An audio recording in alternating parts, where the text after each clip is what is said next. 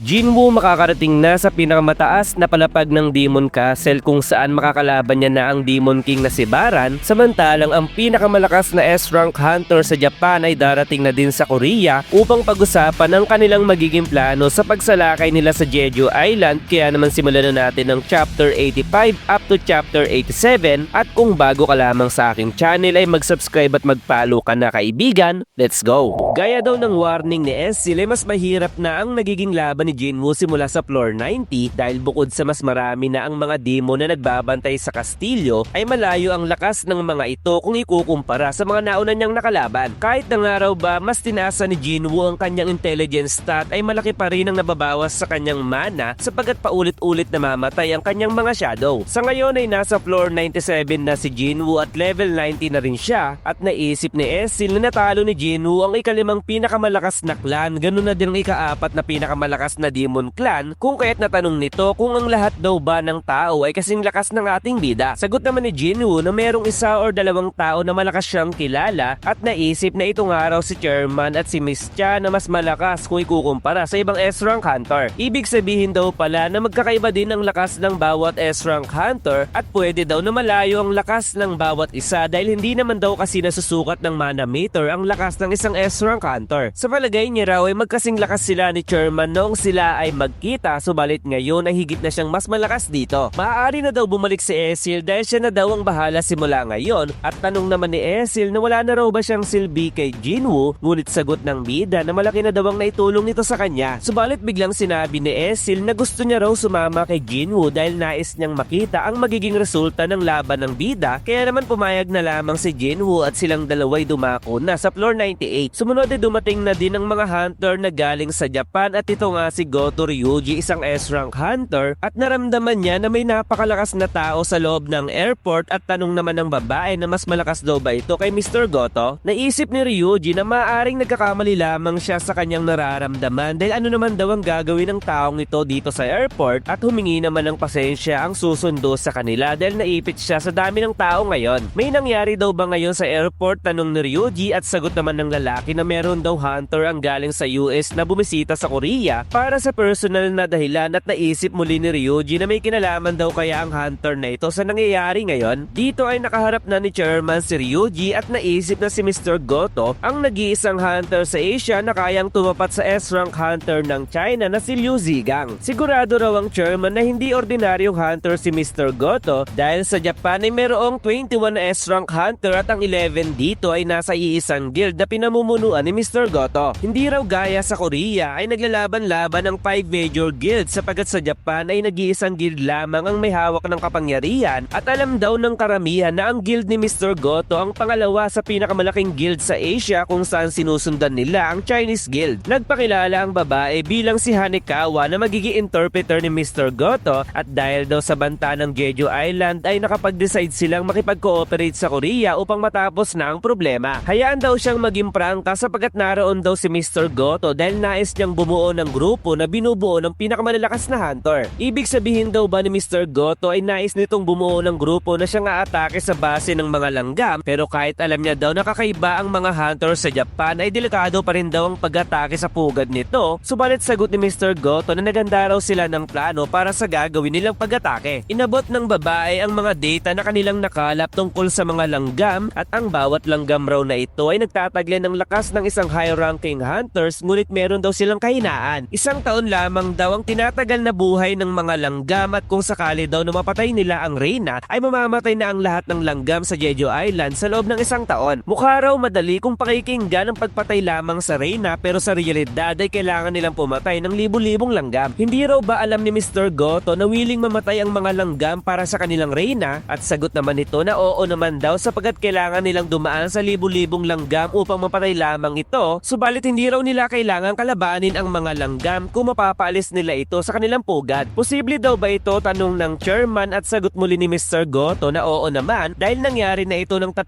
beses sa nakaraan, at isa na dito noong ang South Korea ay umatake sa pangpang ng Jeju Island. Imposible daw ito, wika ng lalaki, pero sagot ng babae na nakumpirma nila ito sa pamamagitan ng kanilang radar, at out of 11 na S-Rank Hunter ng kanilang guild ay 10 sa kanila ang sasama, kasama na siya sa gagawing pag-atake. Sila daw ang magiging distraction para sa mga mga langgam at ang South Korea top high-ranking hunters naman ang tatalo sa Reyna at darating na rin daw ngayon ng kanyang mga kasamahan sa ilang sandali. Hindi sila makapaniwala sa sinabi ni Mr. Goto at naisip ng chairman na kung magtatagumpay ang 10 S-rank hunter ng Japan sa diversion ay tanging Reyna at ilang bantay na lamang ang matitira sa lungga. Atakihin daw ng S-rank hunter ng Japan ang lahat ng sulok ng Jeju Island upang makuha nila ang atensyon ng mga langgam at maiiwan na lamang ang Reyna sa pugad at ang mga S-rank hunter naman daw ng Korea ay sasakay sa helicopter para pumunta sa pugad at sa oras na matalo na nila ang Reyna ay sasakay ulit sila sa helicopter upang umalis sa isla. Posible daw na magtagumpay sila sa plano ni Mr. Goto pero napapatanong ang chairman kung bakit willing daw si Mr. Goto na suportahan sila para sa raid na ito. Sa isip ni Mr. Goto na ang lahat ng national level hunter ay matagumpay na kinilir ang isang S-rank dungeon at base raw sa kanyang achievements at kung matapos nila ang problema sa Jeju Island ay tiyak na makakakuha na rin siya ng titulo bilang national level hunter. Sapat na raw ang titulong ito para sa Japan at dahil S-rank gate ang kanilang sasalakayin ay maingat niyang pinili ang mga hunter na isasama upang malesen ang damage na pwedeng makuha. Tiyak daw na hindi tatanggi ang South Korea sa kanyang offer at kahit daw para sa pansariling interest daw ang kanyang gagawin ay kailangan niya itong gawin upang siya ay maging national level hunter. Hindi raw gaya ng Japan, ang South Korea ay meron lamang 8 S-rank hunter at 6 dito ang posibleng makalahok sa raid sapagkat siya raw ay matanda na at si Min Byung naman daw ay retired na sa pagiging hunter. The real question daw ay sapat na raw kaya sila upang talunin ang boss ng isang S-rank dungeon pero kung kasama lamang daw nila si Jinwoo ay tiyak na malaki ang kanilang magiging chance dahil nagawa nitong i-clear ang isang A-rank dungeon. Mabilis daw na nag-evolve ang mga langgam at hindi kalaunan ay magagawa na rin ang buong army na to na makalipad kung kaya't kailangan na raw nilang kumilos habang maaga pa. Naiintindihan daw ng chairman ang sinabi ni Mr. Goto at sa oras na mapag-aralan na nila ang mga documents ay magpapadala rin sila ng mas detalyadong plano. Sumunod ay muling pinakita sila Jinwoo kung saan level 93 na siya at ngayon ay nasa floor na sila kung saan ito na ang huling palapag at isang halimaw ang nagpakita sa himpapawid kung saan nakasakay dito ang Demon King na si Baran. Hindi raw ordinaryo ang aura na meron ng Demon King kaya naman napatanong si Jinwoo kung magagawa niya kaya itong talunin. Nakakataas balahibo daw ang bloodlust ni Baran at ito raw ang unang beses na nakita niya ang Demon King at sa isip ni Jinwoo na kahit si Esil ay naramdaman na rin ang aura na meron ng Demon King. Nakakainis daw ang mga halimaw na kayang lumipad gaya ng Wyvern na to at bukod daw sa kabayo ni Esil ay ito na raw ang pangalawang halimaw na kanyang nakita na hindi isang demon. Kung hindi raw isang demon ang Wyvern ay pwede niya raw sigurong kuhanin ng shadow nito samantalang ang Demon King ay ginamit ang kanyang skill upang palabasin ang kanyang mga sundalo. Nagbukas ang napakaraming pinto kung saan nagpakita ang mga Demon Soldier, Demon General at iba't ibang klase ng demon upang kalabanin sila Jinwoo. Sing lakas daw ng isang A-rank hunter ang kabalyero at general na demon at nasa 100 pa ang bilang nito bukod pa raw doon ay nasa 1,000 ang kabuuan ng demon na kanyang kakalabanin kung kaya't tanong ni Esil kung ano raw ang kanilang gagawin. Nagsimula nang sumugod ang mga demon samantalang si Esil ay natataranta na dahil hindi kumikibo si Jinwoo sapagkat ang bida ay tila ba naghihintay ng tamang pagkakataon at nang makalapit na ang mga demons sa kanya ay ginamit niya na ang kanyang skill na Domain of the Monarchs at inutusan niya na magsilabas na ang kanyang mga shadow. Galing sa lupa ay pinagtutusok ng mga shadow ni Jinwoo ang mga demon na nasa loob ng domain samantalang si Esil ay sobrang namamangha sa ginawa ni Jinwoo at mapapansin nating kulay magenta na ang color ng mga shadow ng bida. Nagawa ng mapalibutan ng mga demon si Jinwoo subalit pinalabas niya na ang kanyang 4 na general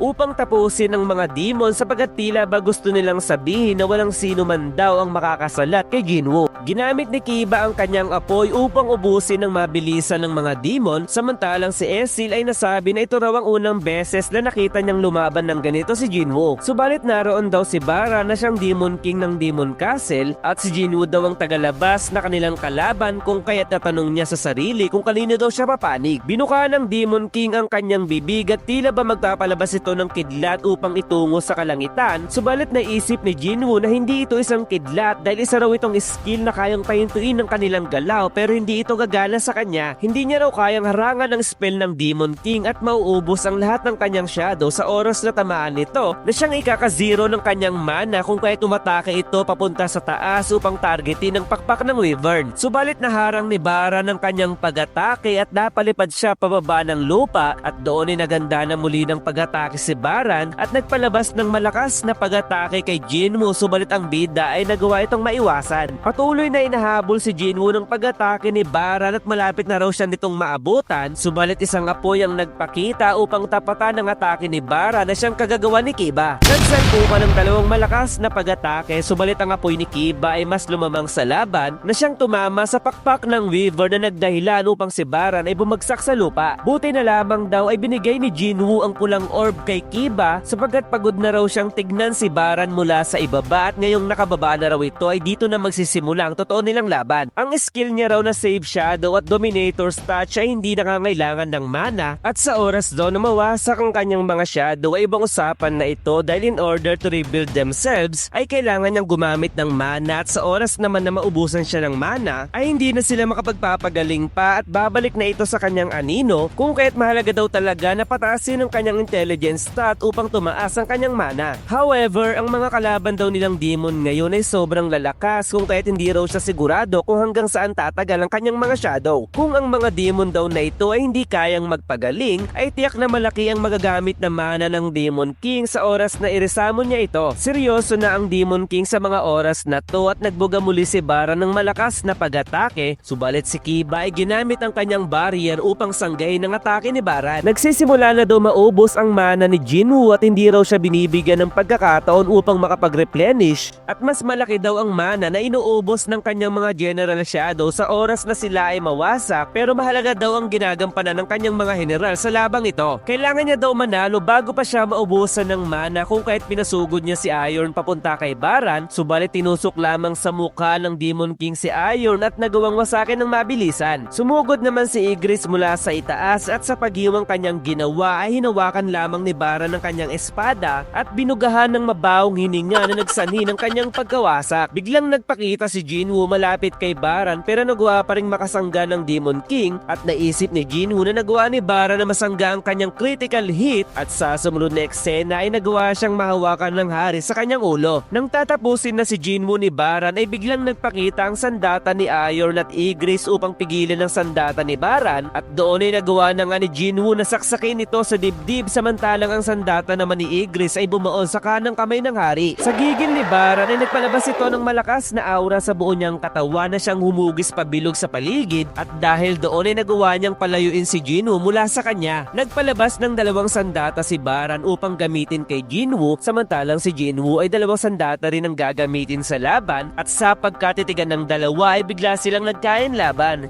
Nice! At sumugod pa abante ang dalawa mula sa kanilang pwesto at sa pagtatama ng kanilang sandata ay napasabi si Jinwoo na ang baho ng hininga mo Baran. Sa inis ni Baran ay inatake niya lang sunod-sunod si Jinwoo subalit si Jinwoo ay tila ba naghihintay lamang ng tamang pagkakataon. Ginamit ni Jinwoo ang kanyang critical hit at doon ay nagpapalitan ng napakaraming pag-atake ang dalawa na para bang wala nang bukas na darating, subalit dahil sa hindi na nakatiis si Baran ay maglalabas muli siya ng mabahong hininga kay Jinwoo, subalit ang ating bida ay nagawa pa rin itong sanggahin. Hindi na makayanan ni Jinwoo ang amoy na nanggagaling sa hininga ni Baran hanggang sa mapalipad na nga ang dalawang sandata niya sa ere kung kaya't si Baran ay ngumiti ng pademonyo sapagat siya ay demonyo, ngunit ang hindi alam ni Baran ay magaling si Jinwoo sa Kung Fu. Unbelievable, incredible daw ang lakas na meron si Baran at doon ay hindi makapaniwala si Jinwoo dahil wala raw bang katapusan ng mana ng hari dahil magpapalabas na naman ito ng mabahong hininga. Nang palalabasin na ni Baran ng kanyang hininga ay isang bagay ang tumama sa kanyang ulo na siya naman ding kinagulat ni Jinwoo at dito ay pinakita si Esil na nanginginig at natatakot sa kanyang ginawa. Tumingin si Baran kung nasaan si Esil at naisip ni Jinwoo na ito na raw ang kanyang pagkakataon upang gamitin ang kanyang Dominator's Touch at sa sumunod na eksena ay nagawa niyang wasakin ang kamay ni Baran. Sinabi ni Jinwoo na tapusin na raw nila ang laban dahil hindi na siya makatagal pa sa baho ng hininga ni Baran kung kaya't ina-uppercut niya ang baba nito pero ang uppercut pala na ito ang wawasak sa ulo ni Baran. Sa wakas ay natalo na ni Jinwoo si Baran at nakuha niya na ang kaluluwa ng Demon King at sinabi ni Jinwoo kay Esil na sabihin daw nito sa kanyang ama na simula daw ngayon ang Radish Clan na ang #1 noble sa Demon Castle pero sagot ni Esil na ang pangalan daw ng kanyang clan ay Radier Clan. Anong kapangyarihan kaya ang bagong makukuha ni Jinwoo at mapapagaling na kaya niya ang kanyang ina ngayong natapos niya na ang Demon Castle? Kaya naman samahan niyo akong alamin ang susunod na mangyayari sa solo leveling. Goodbye!